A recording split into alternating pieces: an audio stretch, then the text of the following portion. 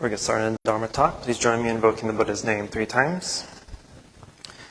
Namo Shakyamuni Buddha. Namo Shakyamuni Buddha.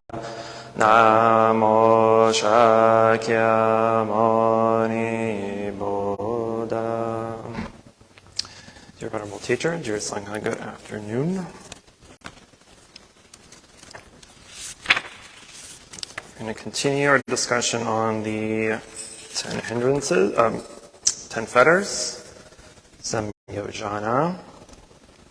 And we've covered the first 3 so far of the lower fetters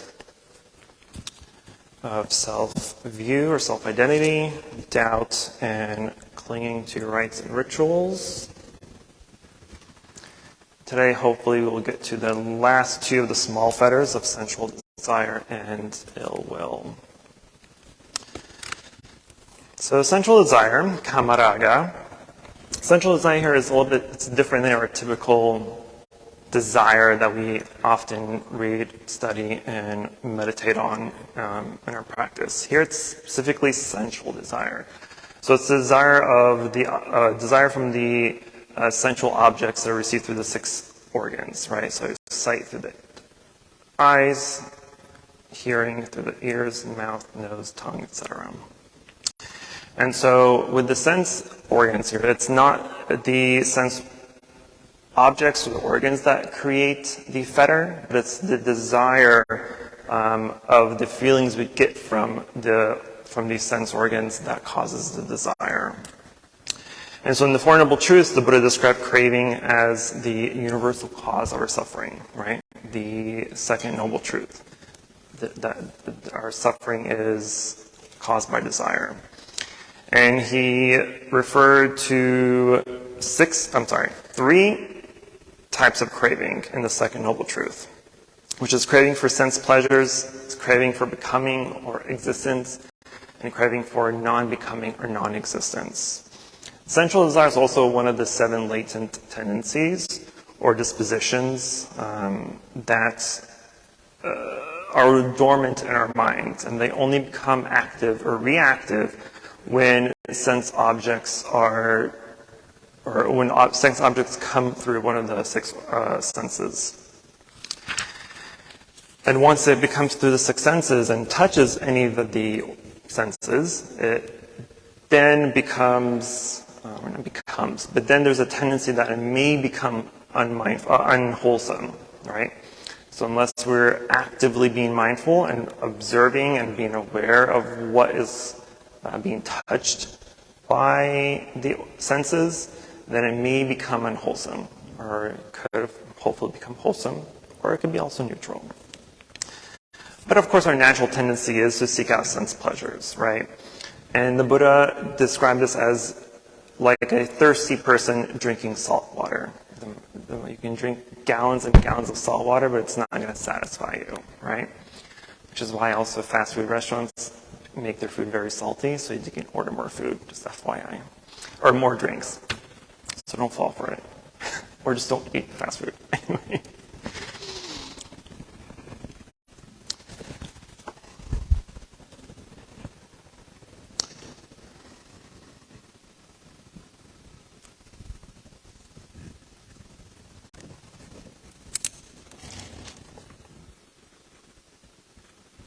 Sorry, I made a mistake in my notes here.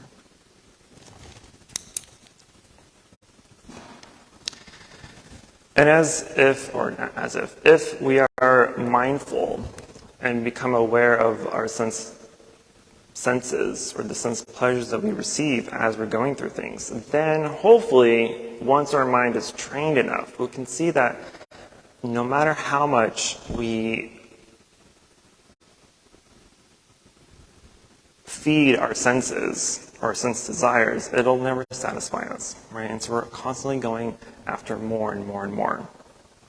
And this becomes, as we do this, this tends to give the false perception that if we accumulate and get what we would desire and want, that it'll satisfy us, that we become happy, right? that was the case, then you would never want anything in life, right? As soon as you have it, you're good. But we're not, because what happens then? We get bored, right? Maybe something happens to the object that we've been desiring for so long. Maybe it breaks, maybe it slows down, maybe there's a deficiency in it, whatever it may be, right? But then that satisfaction we receive from it is no longer there, right? And so we toss it aside and we get another one. And the same thing happens again. So we're going through the cycle of recycling our desires. But along with the fifth fetter of ill will, that these two fetters together constitute a second level idea of self, right? A stream enterer, the first level of enlightenment, has overcome the sense of self at the level of view or identity, right? This is not as we mentioned before, this is the self, first fetter, it's not the self, it's not non-self or no self, but specifically self-identity or self-view.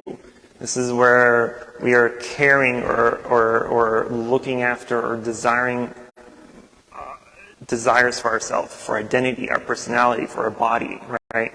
We're worried about our body. We're worried about what people think. We're worried about how we look, how we act, whatever it is, right? And so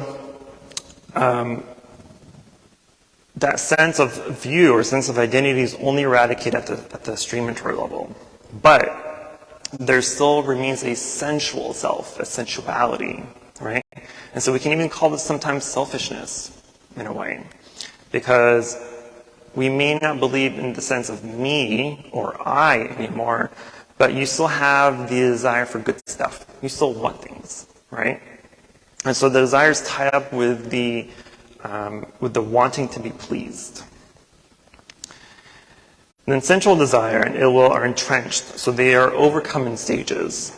And so we'll see at the second stage of Sakadagamin that the fetters are weakened, right? They're attenuated.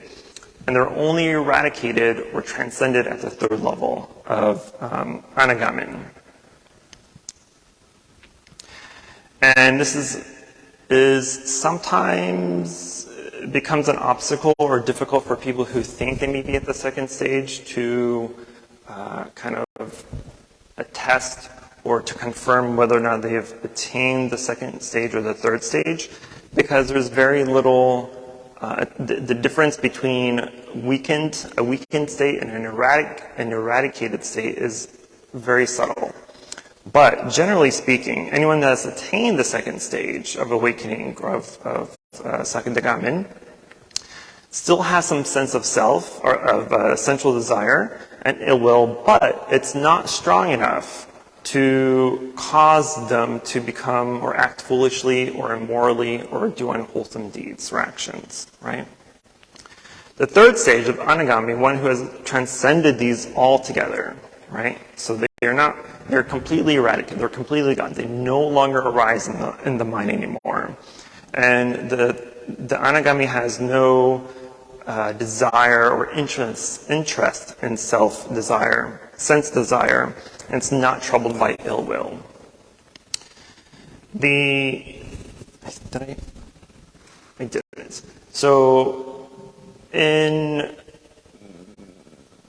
the sutras, the discourses, the Buddha described that a person who's attained the Sotapadana, the first level, the stream enterer, will no longer be reborn in any of the lower realms. Once you pass away, once you die, you'll no longer be reborn in the three lower realms anymore. The hells, animals, or ghosts, right? And you will be reborn as a human or higher, depending on your state, at least 7 more times, according to the Buddha. At the second stage of Sakadagamin, you will no longer be reborn in a realm of desire, right? So basically a human realm. You will be reborn in the human realm, but at the maximum of 1 more lifetime. It's only at the anagama level that you will no longer come back at the human realm at all, or any of the realms of desire. You will be reborn in a higher level or a higher realm of existence. And it's at that point where you'll pretty much finish your practice and attain full enlightenment at the Arhat level. I should probably write that down. But anyway. But it also makes no difference whether or not the things that we're craving is an external object or an internal mind state, right? The force of desire or addiction, whether it's external or internal, is still a hindrance to our concentration. It's still a hindrance to our practice, right? Because sensual desire and ill will are also part of the 5 hindrances of meditation, right? So the 5 hindrances hinder you from attaining a perfect state of meditation, and the 10 fetters are what hinders us from attaining enlightenment.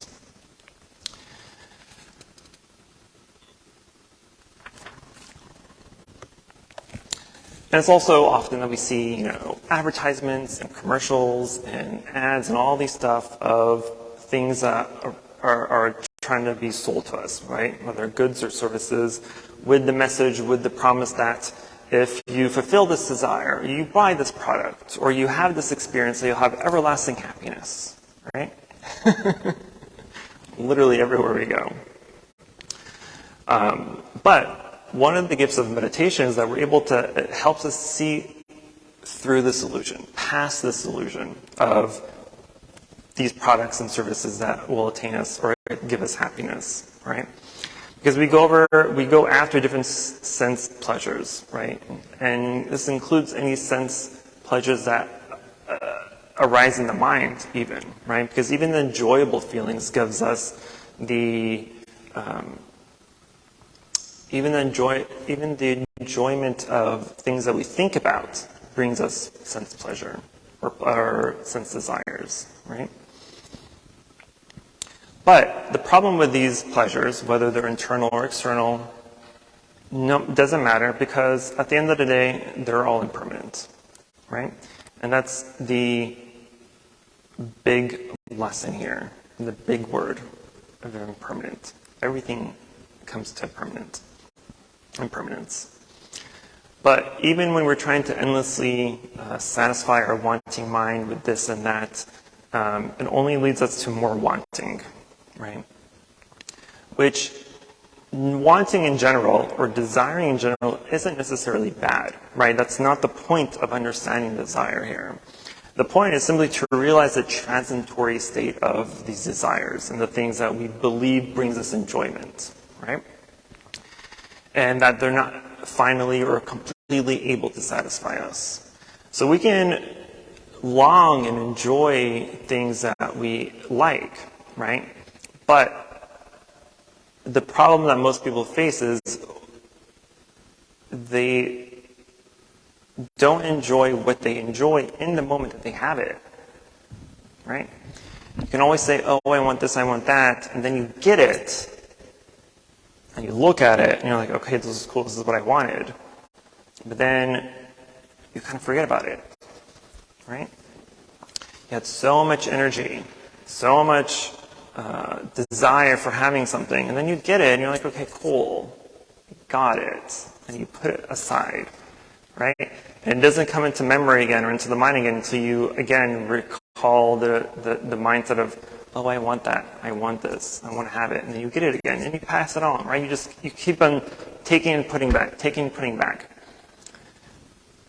And this is what leads us to the addiction of always wanting more. But if we can get what we want and what we enjoy and see it when we have it and enjoy it while we have it, enjoy it in the moment that you have it, right? Because oftentimes what happens is we get what we want, but then we're multitasking, we're doing other things, right? And so the object of our desire, even though we have it, is not we're not focusing on it. We're not enjoying having it in the moment that we have it. We're doing other things. We're thinking about other things, right? But if you get what you desire when you have it, enjoy it while you have it, in the moment that you have it. That way, when it's gone, when it's no longer there, you don't have that strong desire to have it again, right? Because you can enjoy it while you have it and not worry about it next time. So recognize desire when it appears, noting it carefully without getting caught up or lost in it. Because if we become mindful of our desires when they arise, then we can investigate it more deeply and see the desire is born out of because of a pleasant feeling, that it's because of the feeling of it's pleasurable, is that it's because a feeling is pleasurable that we desire it, right? If the feeling was not pleasurable, then we wouldn't desire it, right? We become averse to it.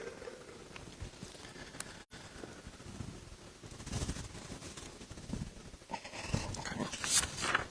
I want to go on. This is a big topic. But bottom line is we need to be aware of the desires that arise, right? Like everything else, we need to question them. Question what this desire is, why we desire it, where is that tendency to desire coming from, and what is going to happen when we have that desire. Is it going to satisfy us completely? Is it just going to satisfy us momentarily while we have it? Are we going to be sad or angry or disappointed when we don't have it, or if we don't get it, right? You need to start to really kind of play like good cop, bad cop with yourself, right? And kind of go back and forth with the whys and hows and wheres and whens, right? You need to ask yourself these questions. You need to investigate these questions. The fifth fetter, ill will, vyapada. This is either a mental, verbal, or physical conflict, either with ourselves or with others, right? And it can come up in many different ways, as anger, hatred, disappointment, jealousy, irritation, annoyance. The list goes on, right? But just as our untrained minds becomes entranced by the pleasant feelings we get by our desires, we become dissatisfied or even angry with the unpleasant ones, right? So the sense desire is the wanting. Ill will is the not wanting, right? It's kind of like the aversion, which is also part of the 5 hindrances. So even thoughts of past experiences, for instance, or thoughts of the past are fertile grounds for our ill will and aversion to arise. Because we think of things that have happened in the past, we think of the situations we've been in, we think about the arguments we may have had, or the encounters we've had with certain people or things or places, and we become angry by them, right? A helpful aphorism that is one of my favorites that I use about this phenomena is said that the thought of your mother is not your mother. The thought of your mother is not your mother. So in other words, the thought of that person is not the same thing as that person, as the actual person, right? But it's so often that we relive these difficulties or problems, and the thought of that person that you're thinking of assumes some kind of substance in the mind, right? And when this happens, it can trigger all sorts of stories, all sorts of emotions, all sorts of difficulties and annoyances and frustrations, etc., etc. Another thing that happens is we also get upset or angry or disappointed, maybe disappointed, about things that may happen, right? How many times do we daydream about things that may happen in the future, right? We're already assessing the story, we're assessing the situation, we're wondering what will happen, who's going to say what, who's going to do what are we going to say, what are we going to do? And we play out this whole story in our mind about something that may happen.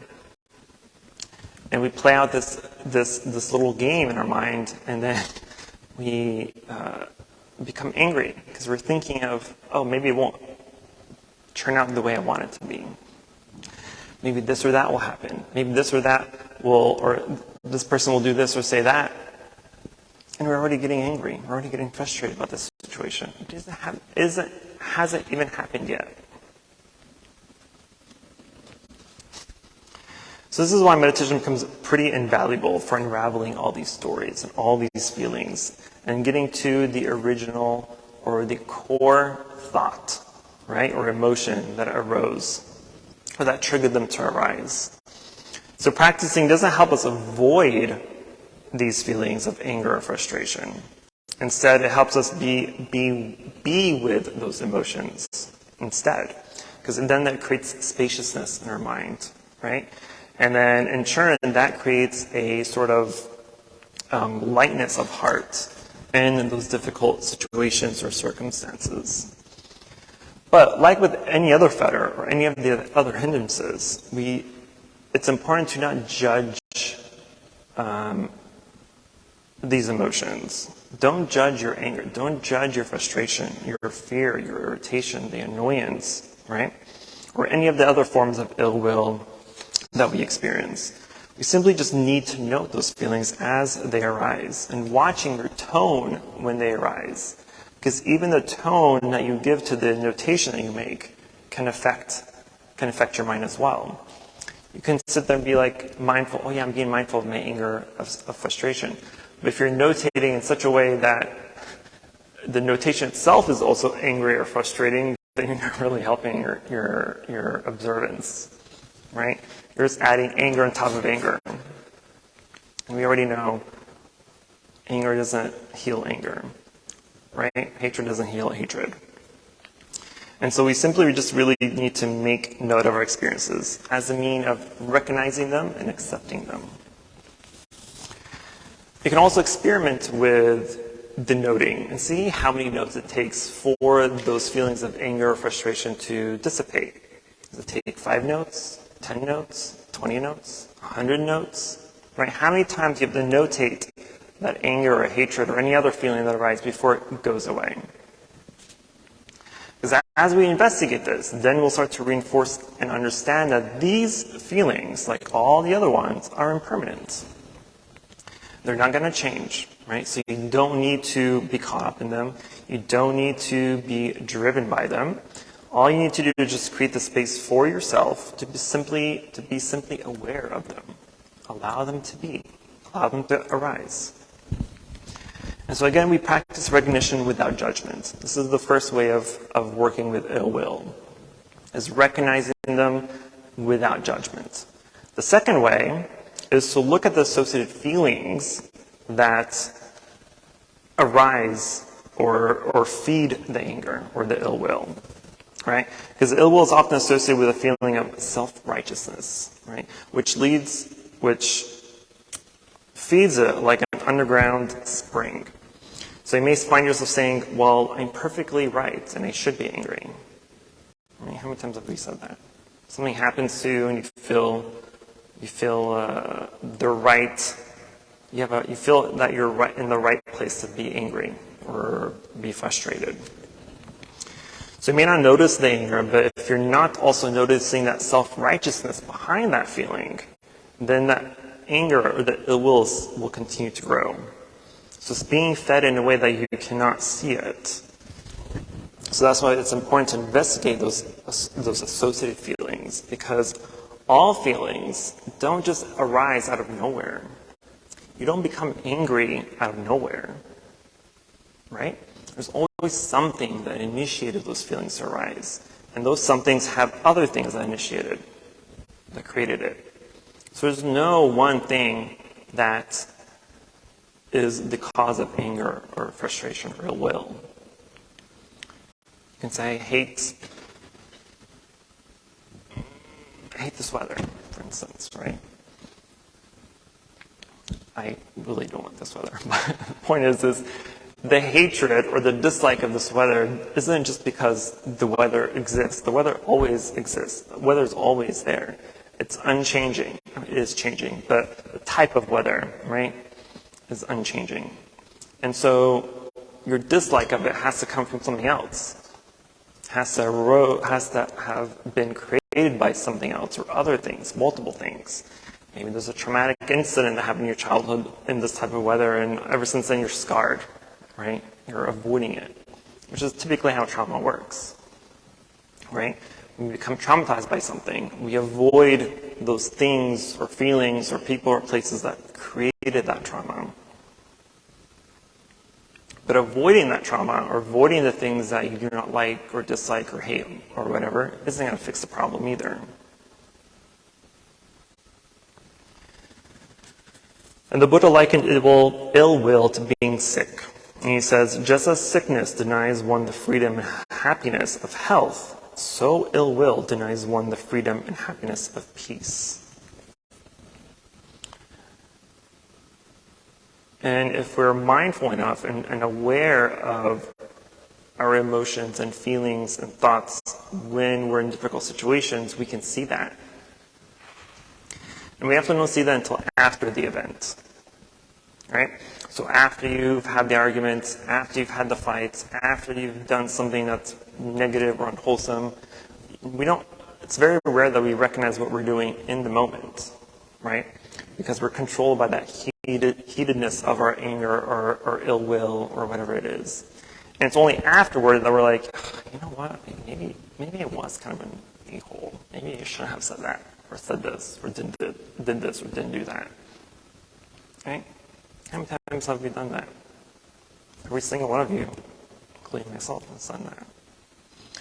So if we're able to watch our thinking in those situations, so remember, I say this all the time, you have a whole bunch of checkpoints before a major occurrence happens, aka a major karmic hit happens.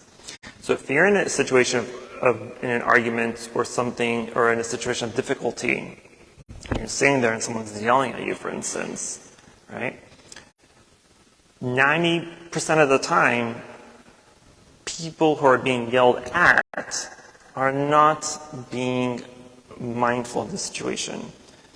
I say that in the sense that if someone's yelling at you, arguing with you, you're not truly listening. What you're doing instead is already rehearsing your reply to the situation that you're in. So someone's yelling and yelling and yelling and trying to, whether they're trying to vent to you or they're trying to explain themselves or explain the situation or whatever it may be, right? We're creatures of unmindfulness, of unlistening. We do not listen. We are simply just trying to feed our ego at this point. Right? Because if someone's yelling at you in a way that's insulting or disparaging or whatever it may be, right? Our mind is already on autopilot to think of what to say in response and what to do in response. What can we say to defend ourselves against what this person is saying to me or doing to me? Right? And so that's how we're continually feeding this ill will, is by being unmindful, by not recognizing that whatever is happening is transitory, it's impermanent. The yelling isn't going to last forever. The anger you may receive from that difficult situation or that argument will also not last forever. But because we're creatures of habit and we are unskilled, that we believe it will.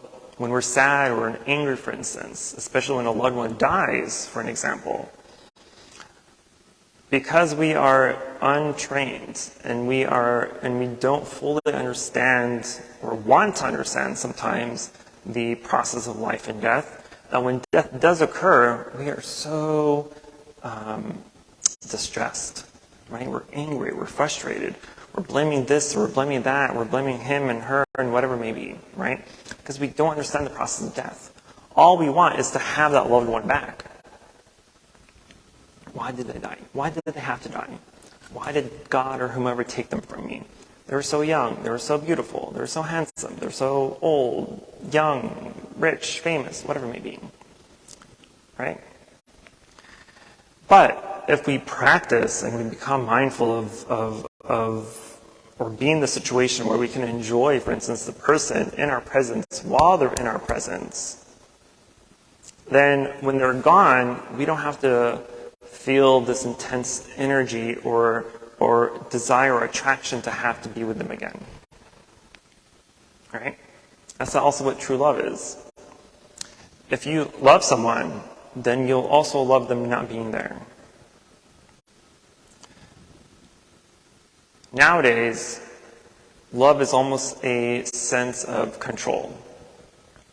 Right? We use love as an excuse to control. Oh, I don't want you doing this. I don't want you saying that. I don't want you wearing this. I don't want you wearing that. I want to go with you when you do this. I want to go with you there. Right? There's a control element to this. But true love is just acceptance and freedom. Knowing that there's going to be difficulties. Knowing that there's going to be arguments. Knowing that there's not going to always be perfect harmony in the household or in the situation. And so if you're able to keep that open-mindedness and to truly listen in the moment, to enjoy what you have in the moment, then when it is gone, then you're more likely to be at peace, to be content.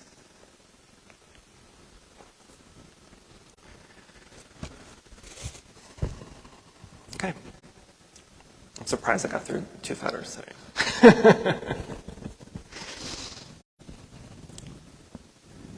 But those are the lower fetters. Those are the easy ones. Easy ones. They're easy to explain, not so much to attain.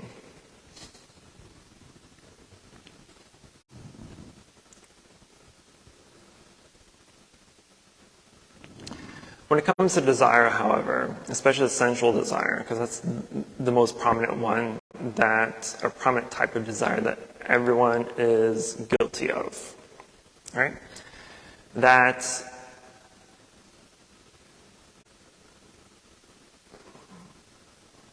in my own experience, for instance, even before becoming a monk,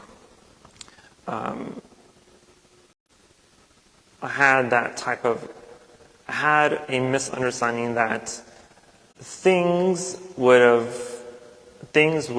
make me feel happy or content, right? If I got everything I needed, everything I wanted, then I would have it, and I wouldn't want more,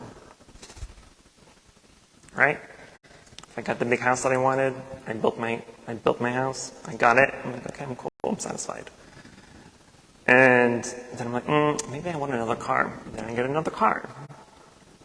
I satisfied by getting another car. Then I wanted to travel more. So I satisfied my travel instincts. But the problem there is even though you got one type of desire, there's still more desires out there that you want, right? So you're just accumulating. Oftentimes we think of desire as this one thing or a few things. I desire to be happy, for instance, or I desire to have a good job. I desire to be able to provide for my family, which is fine. But all those desires have sub-desires as well, right? Being able to provide for my family is maybe the main desire. But then there's a sub-desire of, well, I need more money, or I need a better job. Maybe I need to transfer or move out of state. Maybe I need to get a better education. Maybe I need to do this or that, right? So there's sub-desires on top of our main desire. So we have to watch those too. Look at that main desire and see why it's there in the first place. And what caused it to be there? What caused that to become a desire? Why is it a desire? And investigate the obstacles or even the ways that you may attain the desire. And when you've attained it, then what? You need to ask yourself, if you get something that you wanted out of desire, how long is it going to make you happy for? Don't lie to yourself and say, oh, I'm going to be totally happy as soon as I get it, forever. It's a major lie. So don't lie to yourself, which is part of why we meditate and we investigate, is to peel away those layers of lies that we give ourselves and tell ourselves, to make it more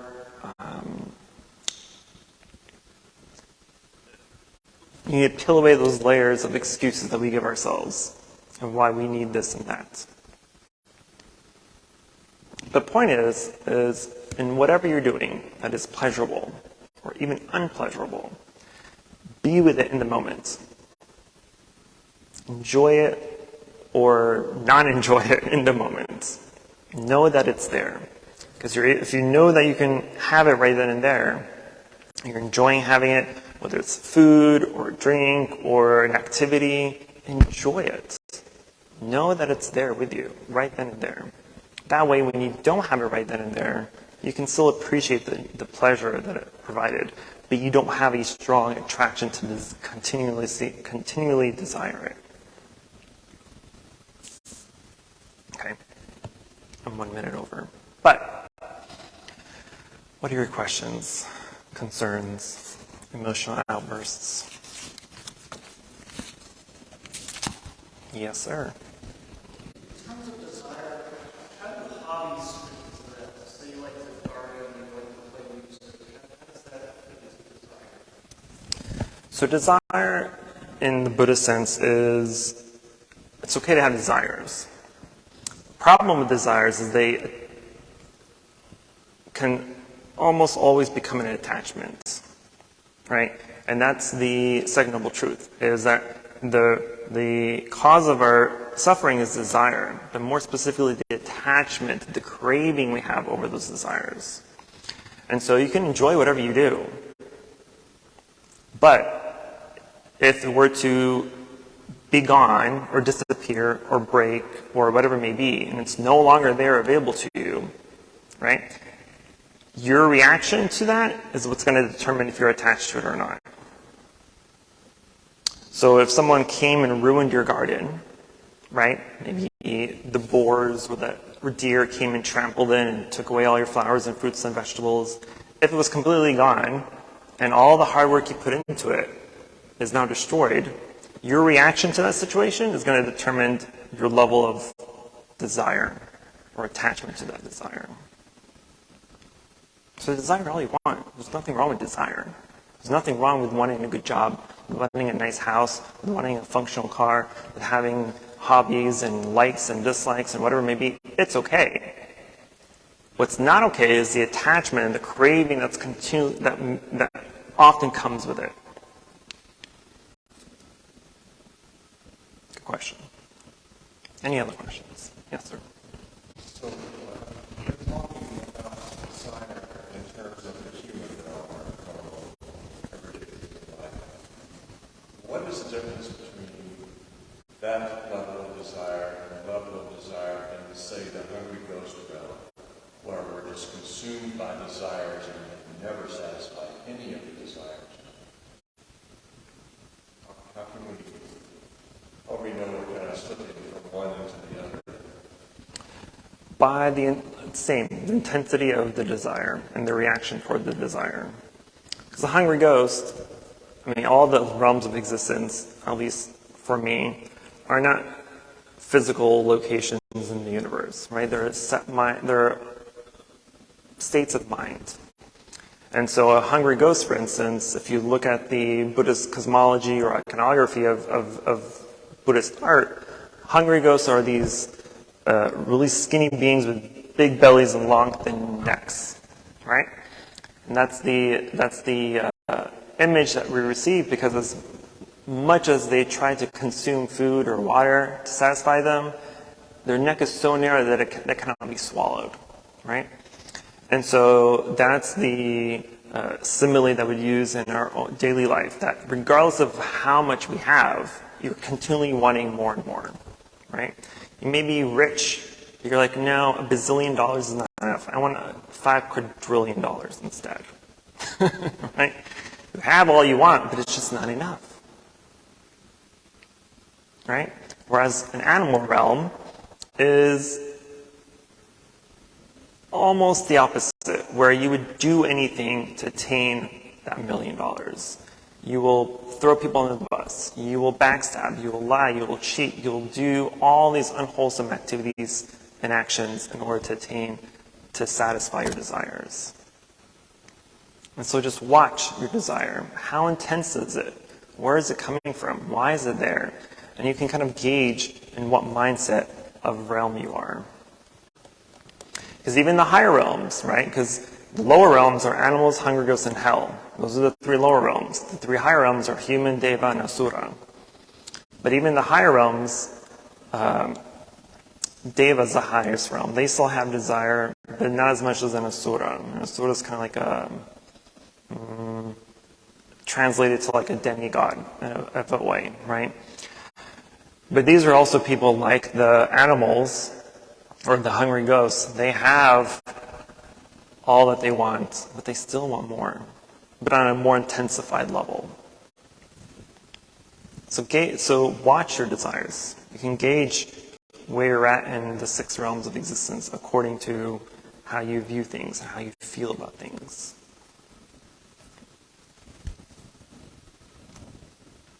Yes, Joseph? How does this impact karma, in a sense, for rebirth? Basically, I'm asking you, like, how does having a strong desire or strong will, how do these play out in effects of karma? How do they show for karma? Also depends on their outcome. Because even thinking about the desire, if it's unwholesome, is going to have an unwholesome mark in karma. If it's wholesome, it's going to have a wholesome mark in the karma, right? But at a very small level, then it can turn into speech. Right? And your speech could be unwholesome or wholesome as well, right? For your desire or ill will, whatever it may be. That's a bigger chunk of karma. The third and the biggest, most dangerous one is the physicality of your desire. If it's unwholesome or wholesome, right? So it just depends. Is it wholesome or unwholesome? And it's how it's going to determine your karma. And whether it's a thought, speech, or action, right? Just think of level 1, 2, and 3. The higher the level, the bigger the hit. So, which is why it's important to watch our thinking, watch our mind at that first level. That's the first checkpoint. Because if you can stop your negative thinking at the thought process and stop it right then and there, it has no way to become even worse by speech or action. That's your first checkpoint. But if you run through that checkpoint and you're not paying attention, it turns into speech, right? And it's the second level of karmic hit. You may say something bad, you may say something negative, unwholesome, and create that negative karma. That's your second checkpoint. If you run through that checkpoint again, and you reach the third checkpoint of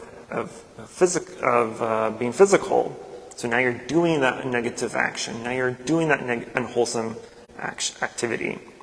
That's your third hit. You have plenty of check marks. You have plenty of opportunity to better yourself, to better what you think, say, and do. So the severity of these actions and how strong they are can have a dramatic karmic effect for future births. Right. So that'd be very intense for you to be having going into the hungry ghost level. It could be local, really mild. Right. They have to be huge, right? Right. I mean, think of our world now. You may say, I'm going to kill you. You just said it, but you didn't do it. Right? You're not going to go to jail for that. But if you actually do kill that person, then you are going to go to jail for that. Right? So it's an intensity there too. So it depends on how you act and react. Don't kill anybody. Yes.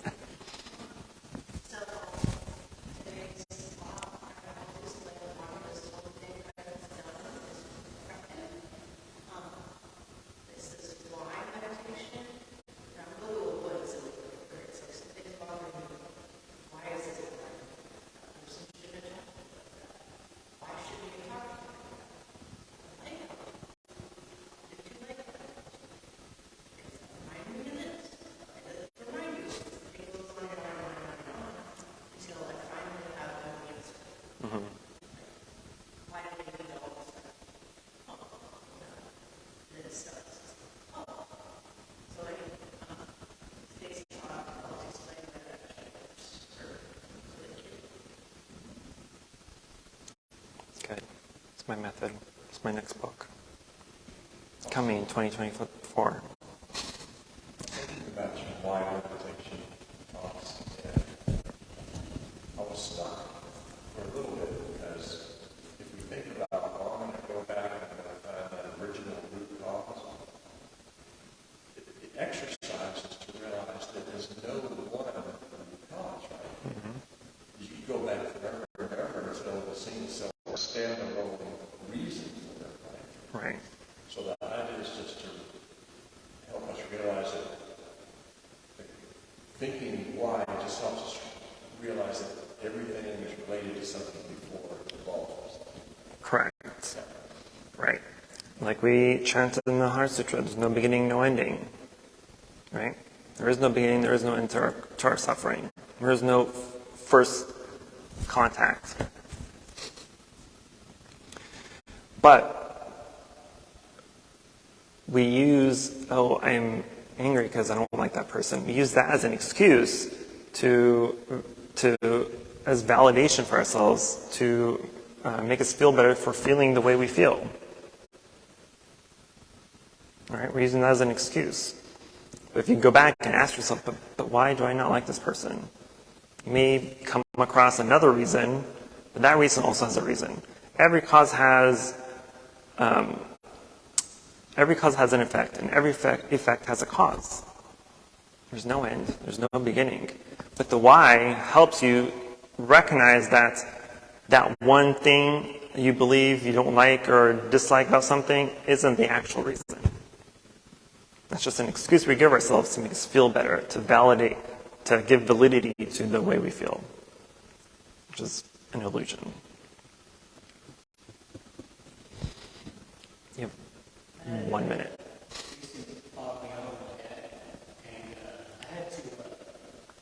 Couldn't face my emotions. Couldn't face my emotions. Couldn't even face my thoughts. Took a walk. Thinking about why I couldn't face my emotions and couldn't face my thoughts. I was like, why am I so absent of these things in the moment? Like he had no effect, nothing, anything he said had no effect. I kept recapping and going over it. And then I was like, why am I absent of emotion right now? And I couldn't figure it out. Friend, and she went over my emotions as I told the story. And then I realized that there was emotions when I was having the conversation, but those emotions ran through so quickly that by the end of the conversation, I had no care in the world for them, nothing really.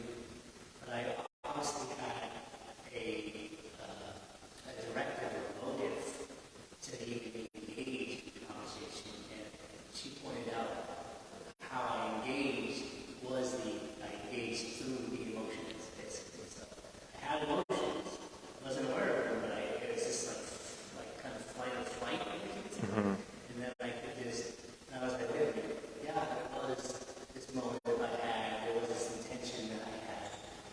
And that intention really was to help, but it was also for my own venting. And then I sat there, so it was an emotion, and that was a righteous overcoming, how you know what I mean? I don't know, you don't affect me, you don't bother me, you don't disrupt me, but then while I walk, and then, while trying to place the emotions, while I think about them, all applies. And he recently just told my brother that, everything he said was because he didn't want to go to this vacation. And I was like, nothing he said had to do with the vacation. Yeah, he just didn't want to do it, so he needed an excuse not to go to the vacation. And I was like, so all of that was over the fact that he didn't want to do something he did simplicity. And I was laughing. Because it's not that big of a deal, even though he said he didn't want to talk to me for 7 days. And I'm like, so we're doing this in September now. I was like, man, I started busting out laughing so hard. Tears in my eyes. What was the purpose of it? You know what I mean? It's an untrained mind for you. We also have to know that there's a lot of our mind's like a field, right? We often hear or read this example of the field of merit, which is our consciousness, right? And so everything and anything that happens to us that we experience, do, think, say, is planting a seed in our field. And all those seeds, like regular seeds that we plant in everyday life, only come about at the correct conditions, right? And so a lot of those seeds that we plant are dormant until the object of the consciousness applies something to it for it to blossom or bloom. And that's why we use labeling very often. It's very important to label, especially in moments of argumentation. Because what happens, again, when we're in an argument, we're already thinking of what to say in response. Right? We're not really listening. We're just trying to come up with a valid response, a good enough response to defend ourselves or defend the situation or defend someone else, whatever it may be. Right? And if we are doing that, then we're just feeding that negativity that's in that moment. Versus if you're able to be mindful enough and say, this is anger, or this is frustration, this is annoyance, then you stop that seed from being planted. Because if you allow it to plant, then later on, right, all these different situations, circumstances, you're just watering that seed. And eventually it's going to come out and blossom to something that's stupid, like an argument about a vacation or something. Like, what was all that for? Because again, sensual desire is one of those 7 latencies, latent tendencies that I mentioned, along with sensual desire, ill will, conceit, ignorance, wrong view,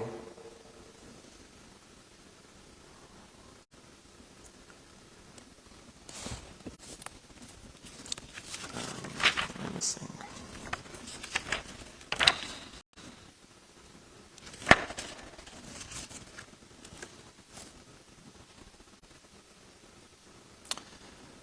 Tendency of desire for sense, pleasure, aversion, conceit, wrong view, doubt, desire for existence, and ignorance, or the 7 latent tendencies.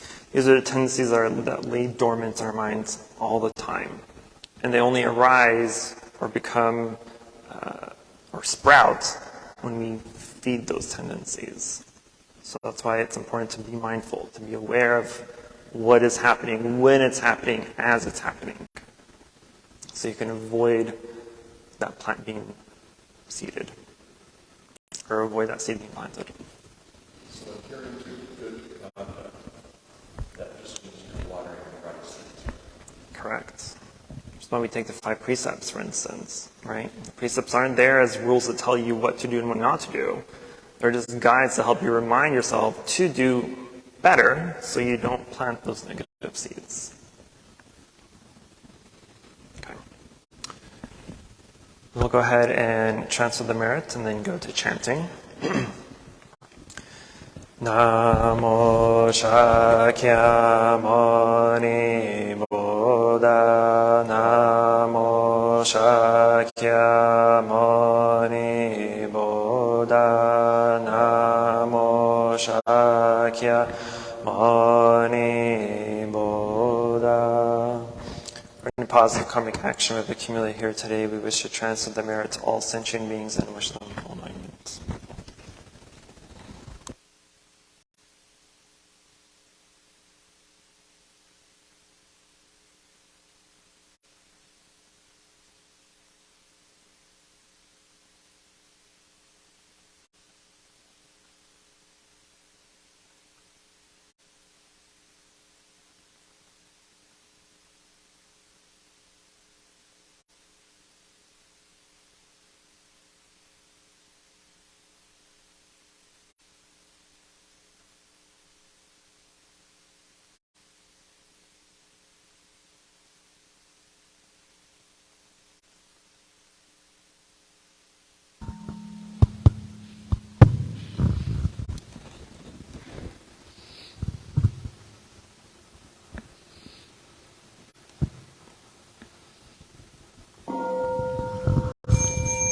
inviting the bell. Buddhi Speech and mind in perfect oneness, I send my heart along with the sound of the bell. May the hearers awaken from forgetfulness and transcend all anxiety and sorrow. Listen, listen, this wonderful sound brings me back to my true home. Incense offering in gratitude we offer this incense to all Buddhas and Bodhisattvas throughout space and time. May it be fragrant as earth herself, reflecting our careful efforts, our wholehearted mindfulness, and the fruit of understanding slowly ripening. May we and all beings be companions of Buddhas and Bodhisattvas. May we awaken from forgetfulness and realize our true home. Opening verse. The incense in the censer now is burning. All the Dharma realm in every place, auspicious clouds appearing, our sincere intention thus fulfilling, as all Buddhas now show their perfect body. Homage to the incense cloud canopy, Bodhisattva and great Bodhisattvas. verses for bowing. Homage to the eternally abiding Buddhas, the supreme Dharma and sagely Sangha throughout the Dharma realm and the realm of empties, and 3 periods of time.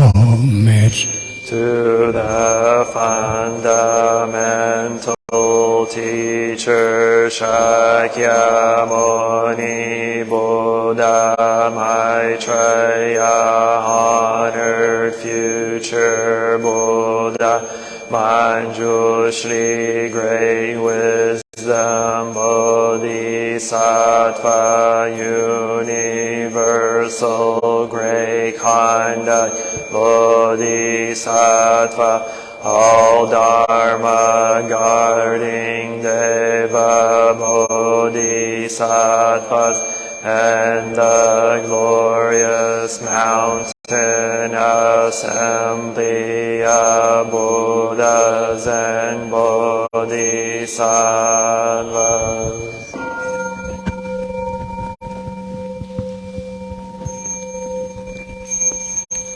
homage To Amitabha Buddha in the land of ultimate bliss, Avalokiteshvara, great compassion string Bodhisattva, earth store, grey vow Bodhisattva, and the assembly of great pure sea-like Bodhisattvas.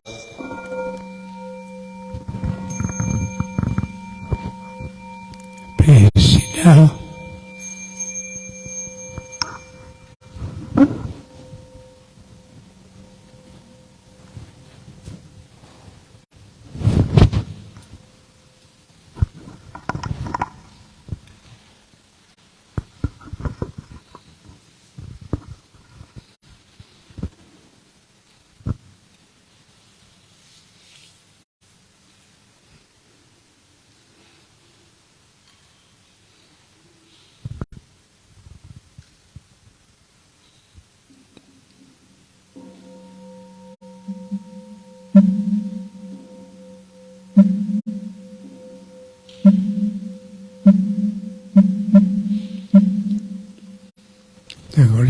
Mantra. Namo. Great compassionate Buddhas and Bodhisattvas. Namo. Great compassionate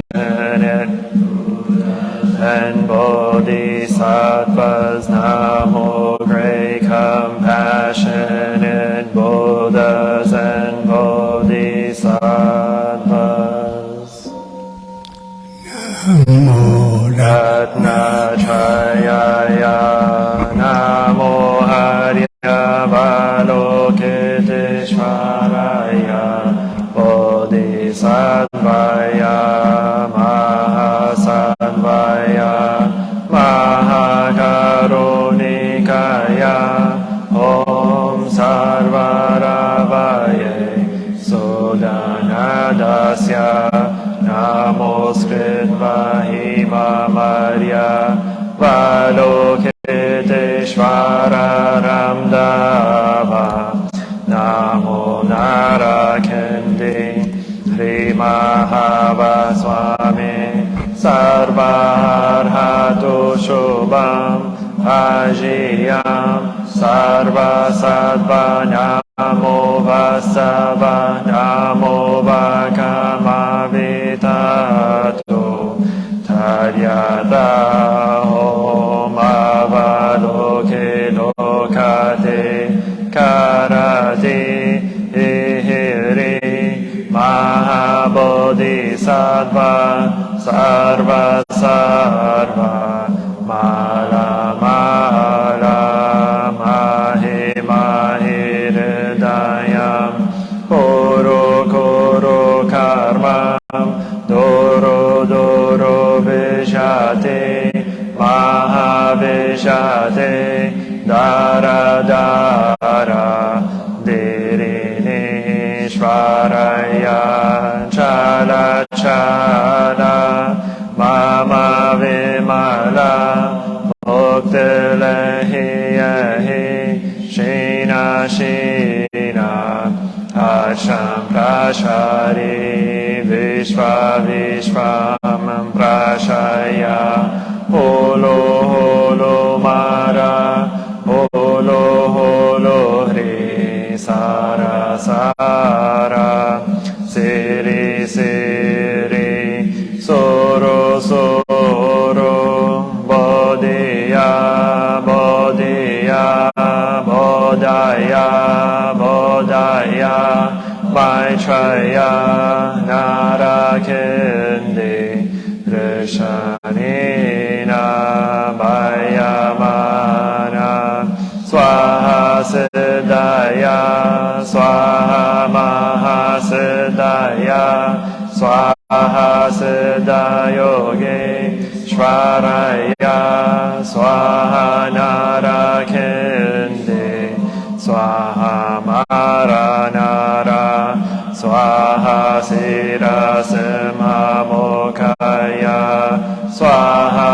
Sarva Mahasiddhaya Swaha Chakra Siddhaya Swaha Padmakasaya Swaha Narakindi Vagalaya Swaha Mavari Sankaraya Swaha Namo Ratna Trayaya Namo Arya Valokiteshvaraya Swaha Om Siryanto Mantra Padaya Swaha. My body is bringing morning light in concentration. My heart is at peace. A half smile is born on my lips. This is a new, and I vow to in mindfulness, the sun of wisdom has risen, shine in every direction. Noble Sangha, diligently bring your mind into meditation. Namo Shakyamonaye, Namo Shakyamonaye Bodhaya, Shakyamonaye Bodhaya. Verses for Panini Sutra, the Surpass profound and wonderful Dharma is difficult to encounter in hundreds of millions of eons. I now see and hear it, receive and uphold it, and I vow to fathom the Tathagata's true meaning. Namo Shakyamuni Buddha, Namo Shakyamuni Buddha, Namo Shakyamuni Buddha. touching the earth, the one who bows and the one who is bowed to are both by nature empty. Therefore the communication between them is inexpressibly perfect. Our practice center is the net of Indra, reflecting all Buddhas everywhere. Has my own purse, reflects in all Buddhas, to whom with whole life I go for refuge. Light in the 10 directions, the Buddha, the Dharma, and the Sangha, to whom in gratitude, teaching and living the way of awareness in the very midst of suffering and confusion. Shakyamuni Buddha, the awakened, to whom we bow in gratitude. good thing. Ignorance awakening our hearts and our minds. Manjushri, the Bodhisattva of great understanding, to whom we bow in gratitude. Working Fully working joyfully for the sake of all beings. Samanta Bhadra, the Bodhisattva of great action, to whom we bow in gratitude. responding To suffering, serving beings in countless ways. Avalokiteshvara, the Bodhisattva of great compassion, to whom we bow in gratitude.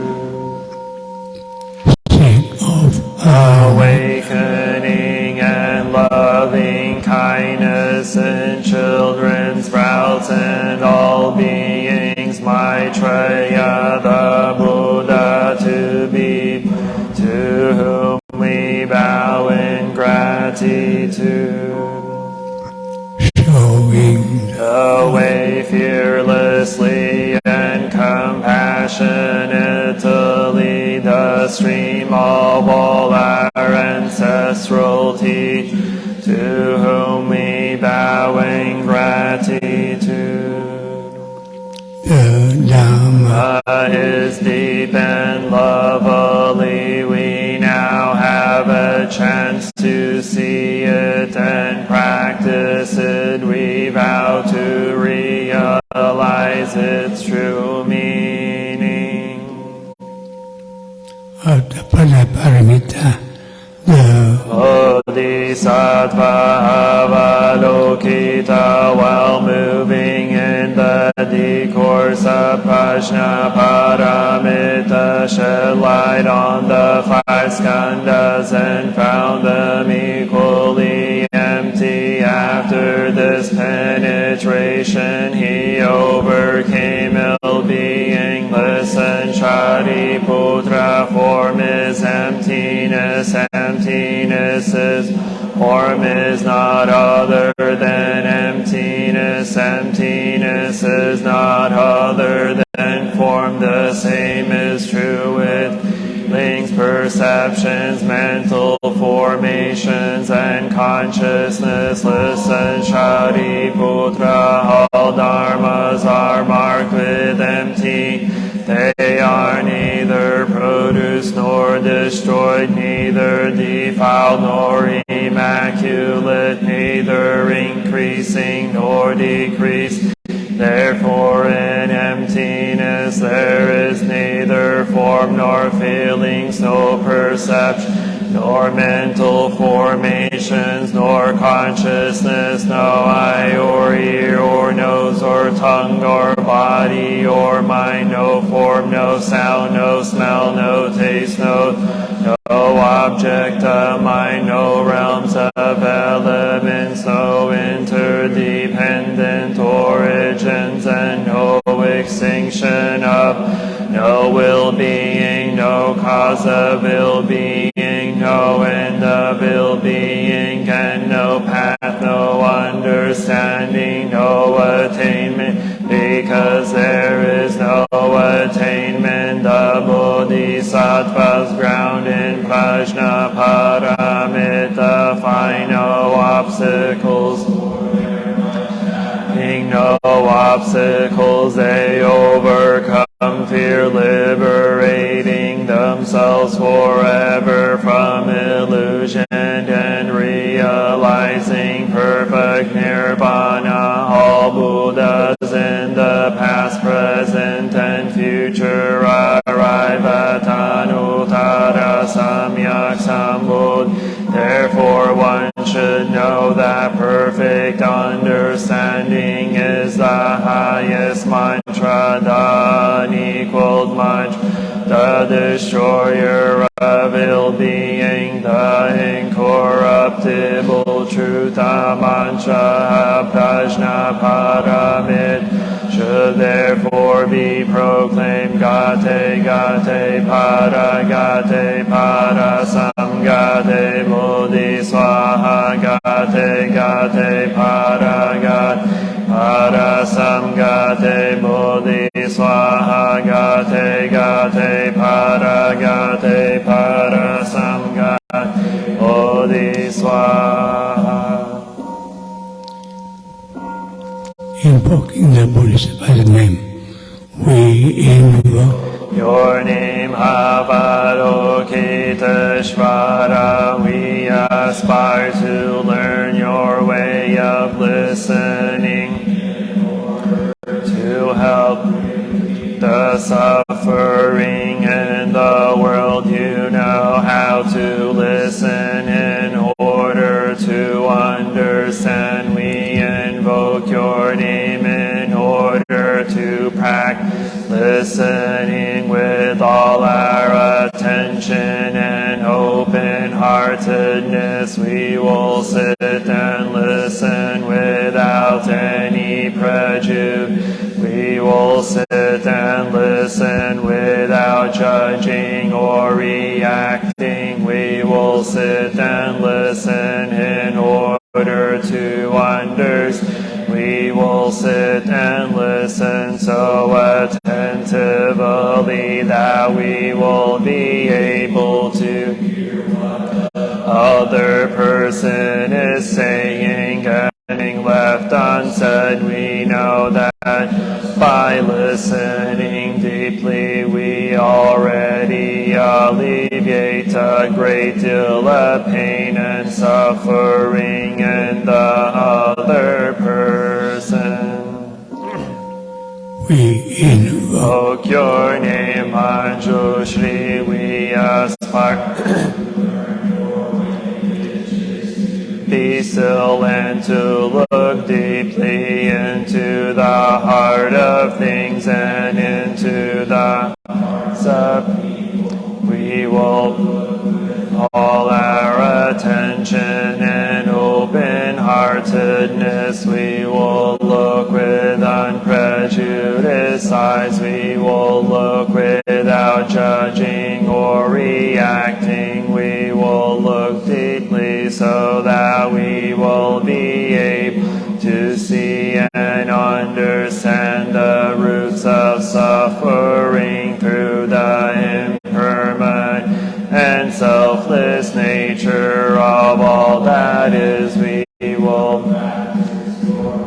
of using the sword of understanding to cut through the bonds of suffering, thus freeing ourselves and other species.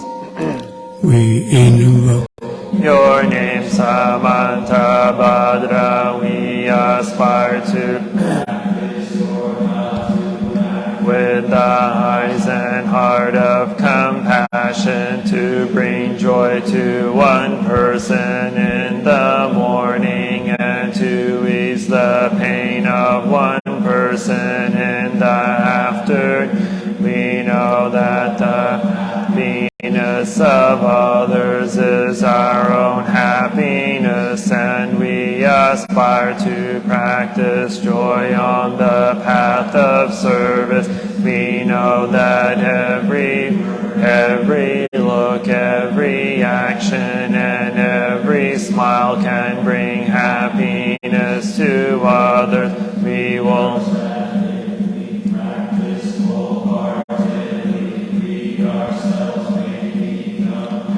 inexhaustible source of peace and joy for our loved ones and for all species.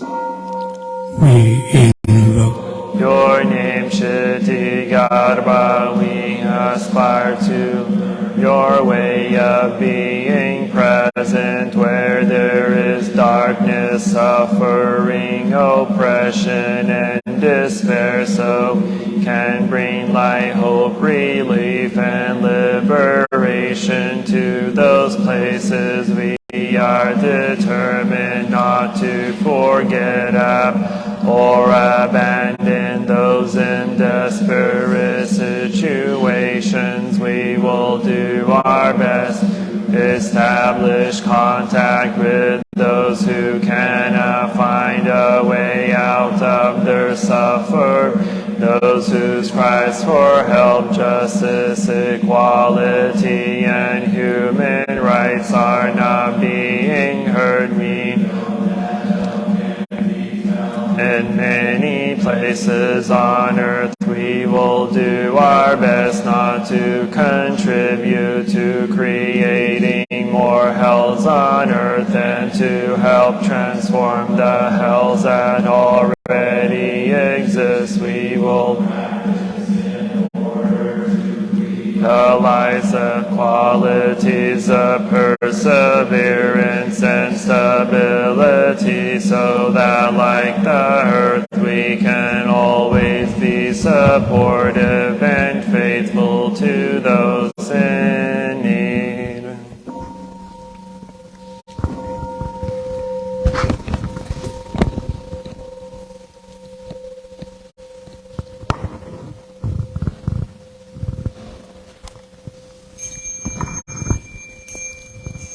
This refuge I Take refuge in the Buddha, the one who shows me the way in this life. I take refuge in the Dharma, the way of understanding and of love. I take refuge in the Sangha, that lives harmony and awareness.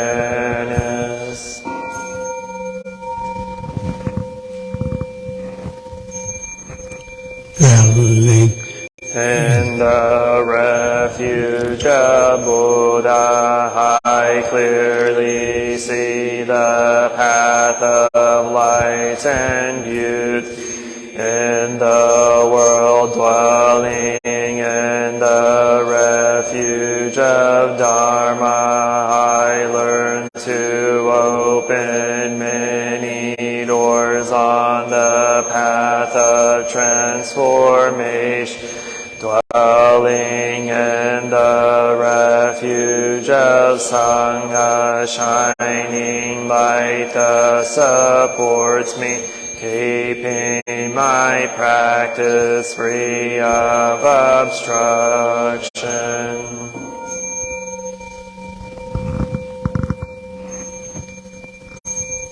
taking Refuge in the Buddha, in myself I aspire to help all people recognize their own awakened nature, realize the mind of love, taking refuge in the Dharma.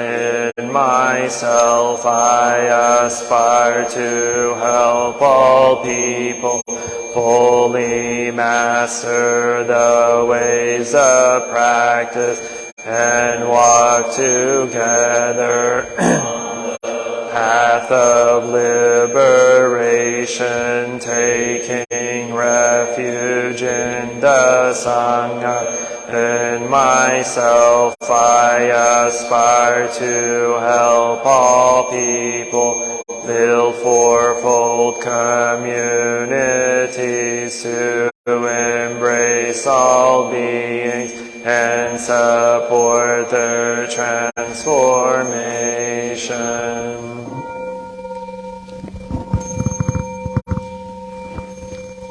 sharing the merit, reciting Reciting the sutras, practicing the way of awareness gives rise to benefits without limits.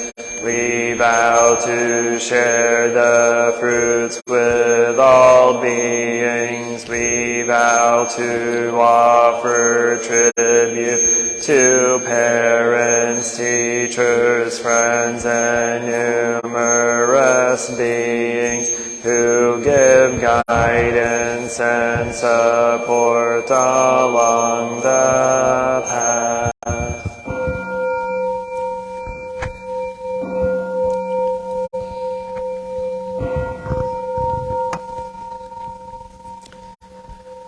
Namo Buddhaya. A quick friendly reminder, it's raining, that next Sunday is our Vesak celebration at 10 a.m. So everyone is cordially invited to this auspicious and most important holiday of the year for Buddhists. So it's next Sunday the 28th at 10 a.m. Thank you. Namo Buddhaya.